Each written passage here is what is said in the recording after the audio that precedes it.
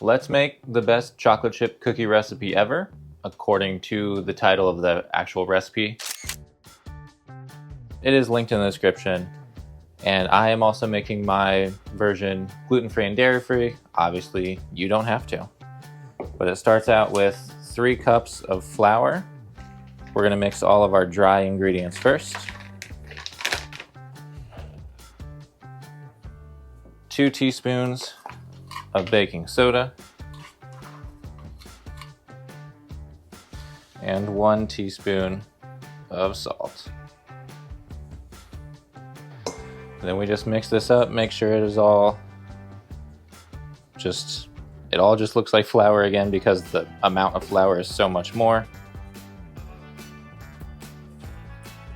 There we go, and then we can set this aside while we get all of our wet ingredients.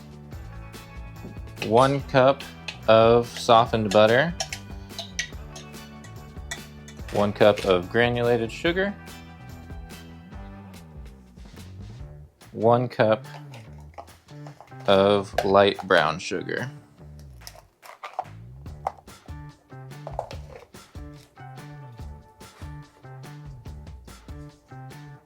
Cream all of this together.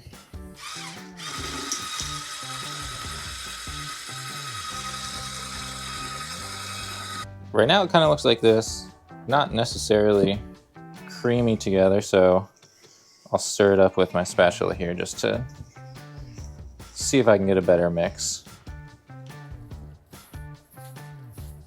Oh yeah, there we go. And now we're like that. So we're good there. Now we need 2 eggs.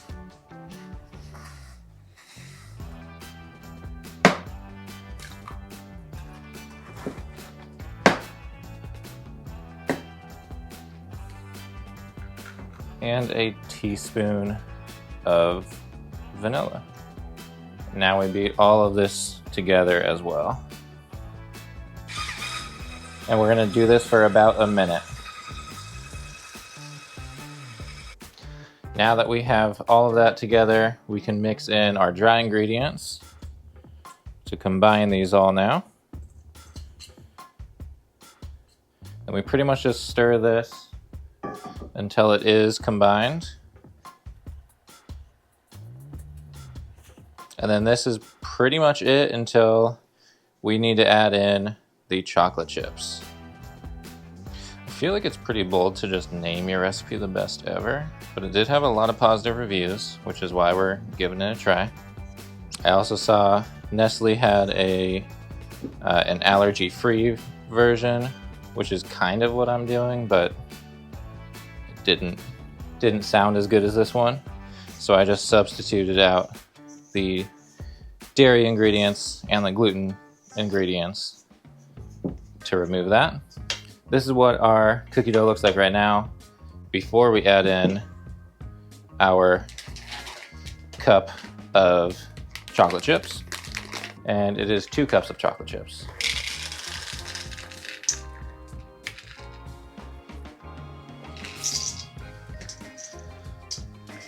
Definitely much harder to mix with the chocolate chips in there.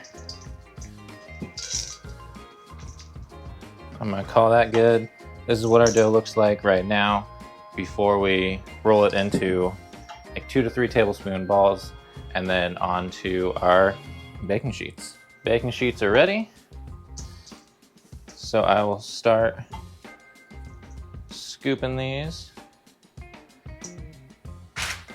and just get all of our sheets ready.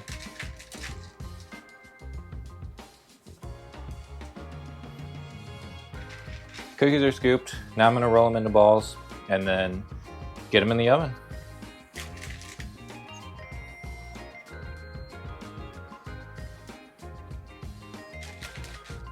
Feel Hey.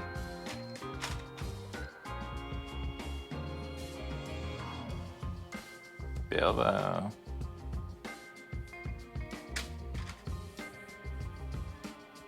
No, not for you. Cookies are now ready to go in the oven. I had it preheat for 375. This is my first time using the oven. It says 8 to 10 minutes on the recipe. I'm gonna be watching it a little closer than I normally would, just because some ovens are different. But these go in the oven, and then when they come out, I'm gonna top some of them with salt, some without. The recipe doesn't say to add additional salt, but I feel like it'll add a little bit extra to it. So 8 to 10 minutes in the oven. About 9, almost 10 minutes now, which is the limit of what it says. It also says to take them out right as they start to turn brown. They haven't gotten to that point yet, so we'll leave it in for a little bit longer. Okay, I took them out of the oven. They're starting to get a little bit brown. They are super poofy, so I don't know if I should have done like less than 2 to 3 tablespoons for each one, but I'll leave them on the sheet for another 5 minutes like it says, and then transfer them over to cooling racks.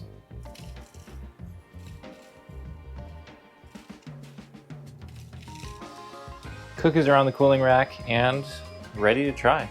So I'll start with the unsalted first.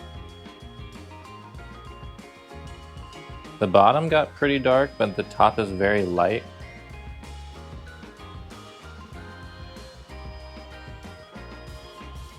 Definitely over-baked. I feel like they were just too thick in the oven. Like, the bottom is pretty close to just being burnt, at least on that one. Not on that one though. Maybe I just grabbed a bad one there.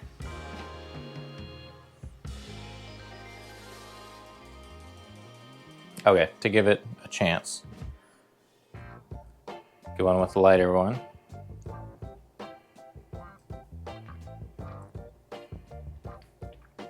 It's just so thick.